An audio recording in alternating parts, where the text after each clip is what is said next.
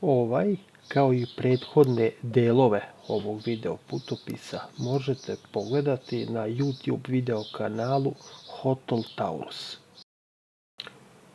Mexico City se budi i mi smo bili vredni pa smo ustali ranije, zato što nas danas očekuje jedan veoma interesantan dan. Danas ćemo doručkovati u restoranu Tacos Victory.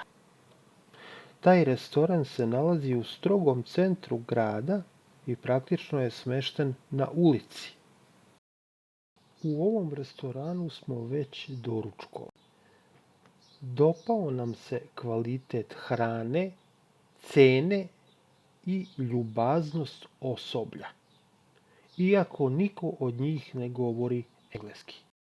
Ovdje se poštuju najviše higijenske norme, pa zato ne treba da vas čudi što su tanjiri upakovani u najlon kese.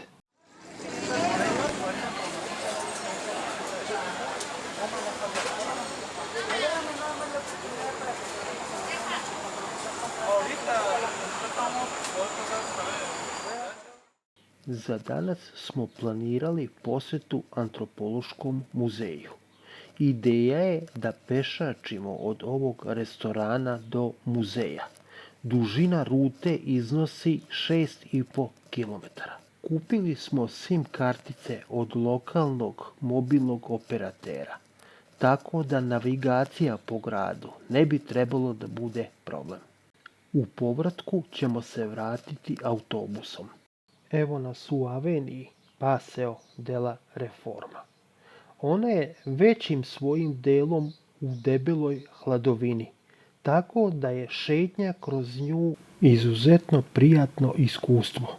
U njoj su izložene na otvorenom statue najpoznatijih meksičkih istorijskih ličnosti. Spomenik ispred nas predstavlja Hermenegilda Galeana, heroja Meksičkog rata za nezavisnost, generala ustaničke vojske i najbližeg saradnika vođe pobune Jose Marije Morelosa. Poticao je iz bogate zemljoposedničke porodice, čiji rodonačelnik je bio neki engleski gusar. Gusar je pobegao na obalu i oženio se lokalnom ženom. Galean je poginuo u borbi za nezavisnost. Legenda kaže da je nakon smrti svog vernog poručnika izjavio: "Izgubio sam obe ruke, a sada sam ništa." Ovdje je moguće sresti savremene superheroje. Oni po mnogo čemu mogu parirati junacima iz Marvelovih stripova.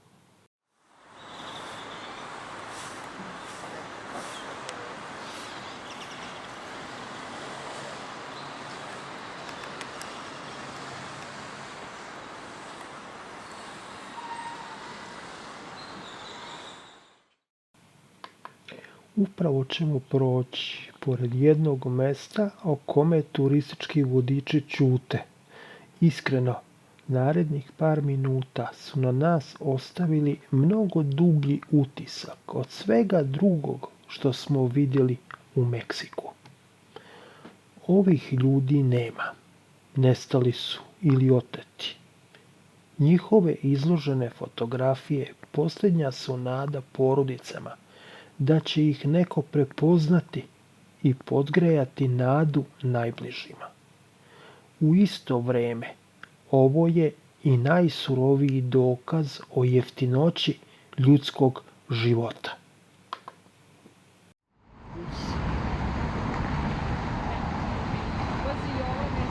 Gde je ovaj Koganik?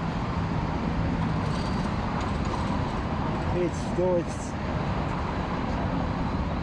concentration urgente.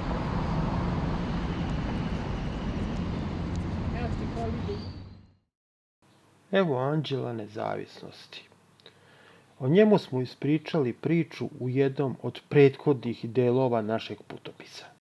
Početkom 2010. godine ambasada Azerbejdžana poklanja gradu Meksiko City u statu svog tadašnjeg predsjednika Hejdara Alijeva. Iza nje je postavljena skulptura Azerbejdžana sa imenima nekih azerbejdžanskih gradova na španskom jeziku. Ubrzo protestuju komšije i aktivisti za ljudska prava zbog Alijeve kontraverzne politike, pa gradski oci 26. januara 2013. uklanjaju statu i vraćaju je ambasadi, a skulptura Azerbejdžana ostaje na originalnoj lokaciji. Otprilike nakon sat i po lagane šetnje stižemo na odredište, Antropološki muzej.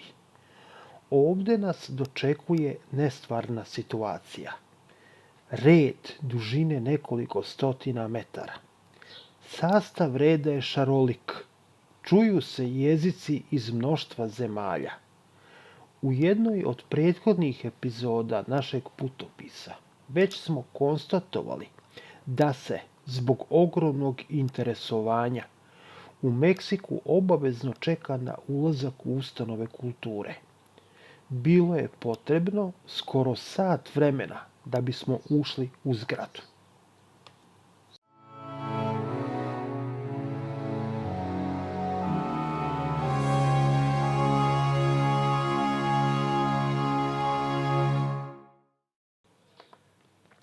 Nakon ulaska u muzej, posetioci ostaju zatečeni impresivnim vodenim slapom koji pada sa krova u dvorište.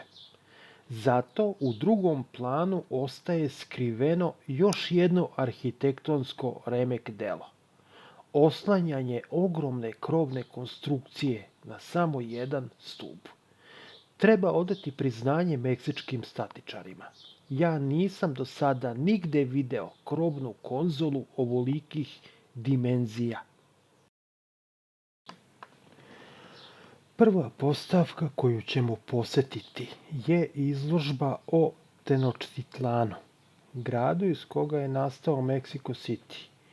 U vreme dolaska Španaca ovdje je postojalo veliko jezero Texcoco i ostrvo na njemu. Temple Mayor, koji smo posetili u prethodnoj epizodi, i ceo grad nalazili su se na njemu. Ostrvo su sa obalom povezivala dva nasipa. Hroničari beleže da je na njima veliki broj Španaca izginuo bežeći sa opljačkanim blagom prilikom napada Astečke armije.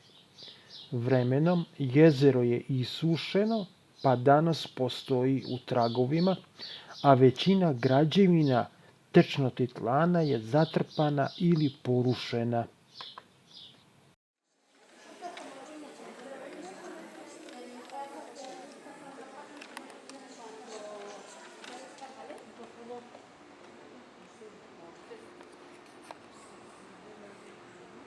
Nemam pojma gdje se ide. Je li ti ovo poznato? Teotihuacan maketa.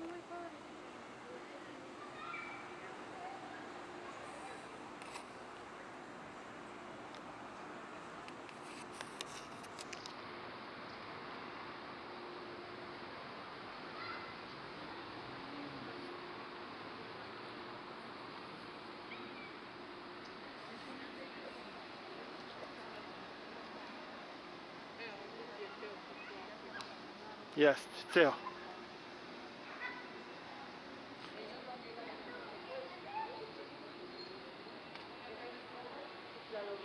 S tim što, ovo nismo obišli. Postavka o Teotihuacanu obuhvata vernu maketu lokaliteta u dvorištu muzeja i stalnu izložbu u zgradi. U prethodnoj epizodi našeg putopisa mi smo posjetili Teotihuacan, pa sada neću ponavljati već iznesene informacije.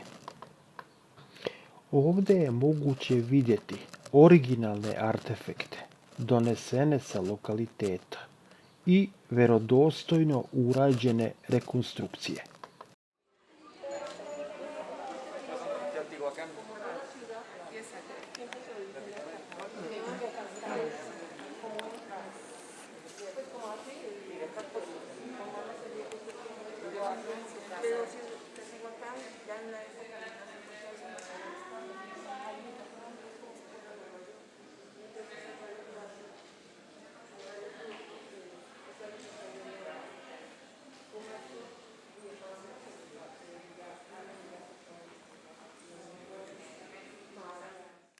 Pretpostavlja se da ova skulptura predstavlja astečkog boga kiše Tlaloka.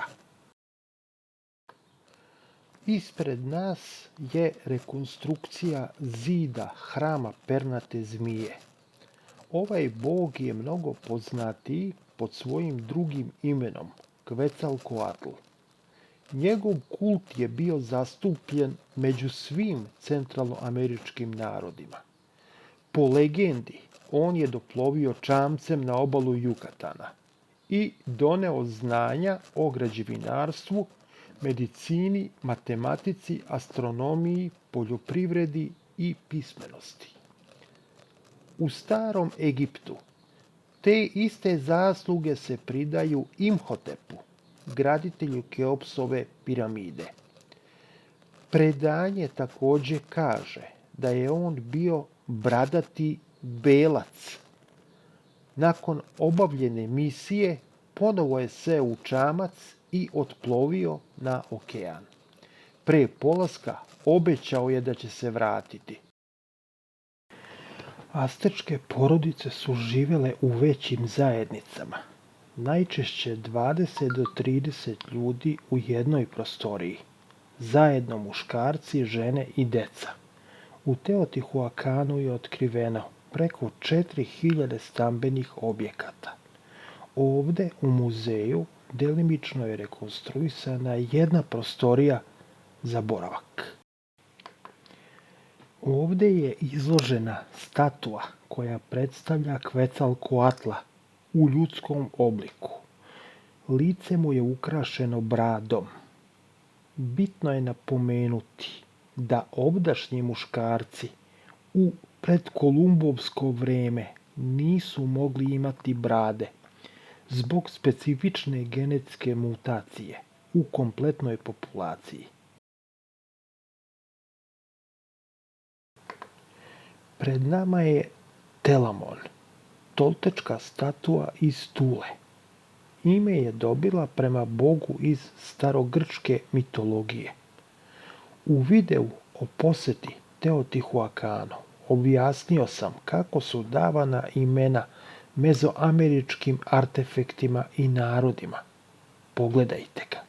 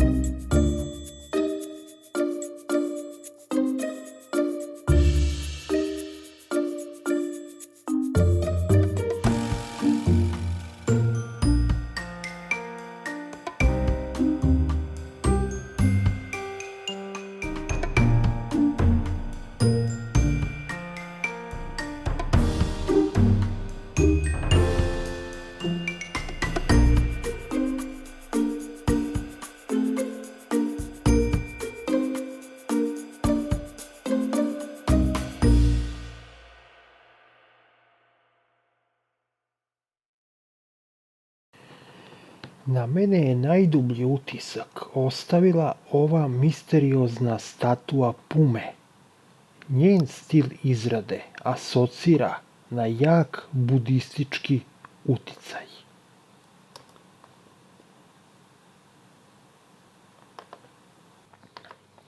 Komentari o majanskom svetu bit će limitirani pošto ćemo tek posjetiti najpoznatije majanske gradove na Jukatanu.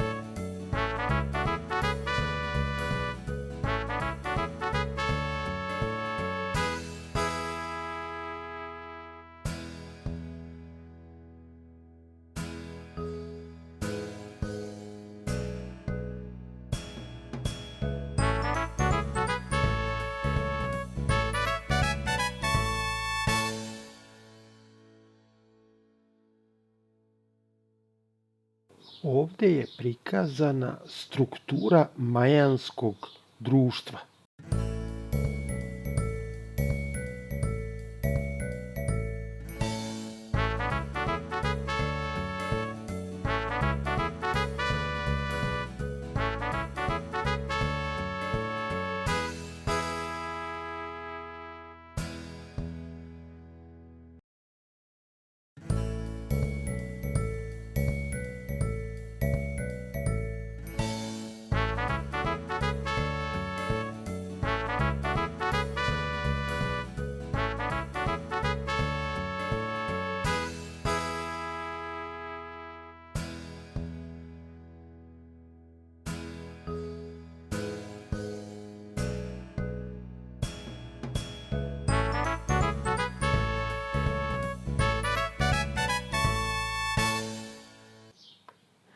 U muzeju se nalazi realistična kopija grobnice najpoznatijeg kralja majanskog grada Palenke, Pakala.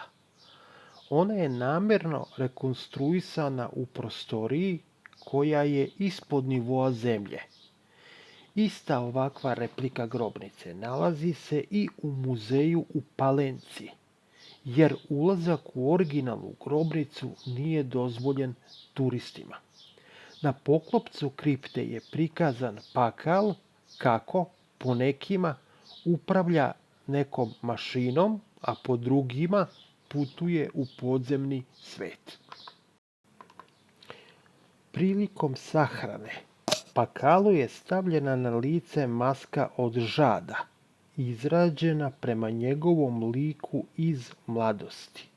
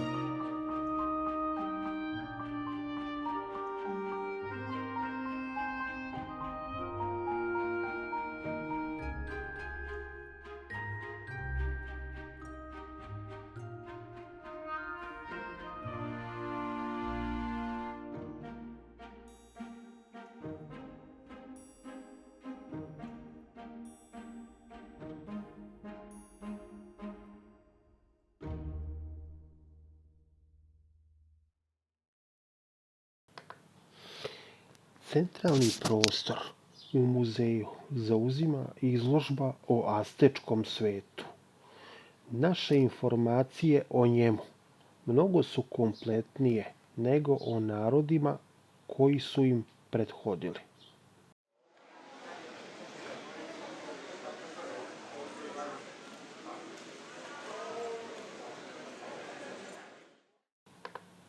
Ova skulptura ocelota ili jaguara pronađena je u istorijskom centru Meksiko Citya. Predstavlja boga Tecalipoca, boga proviđenja, nevidljivog i mraka.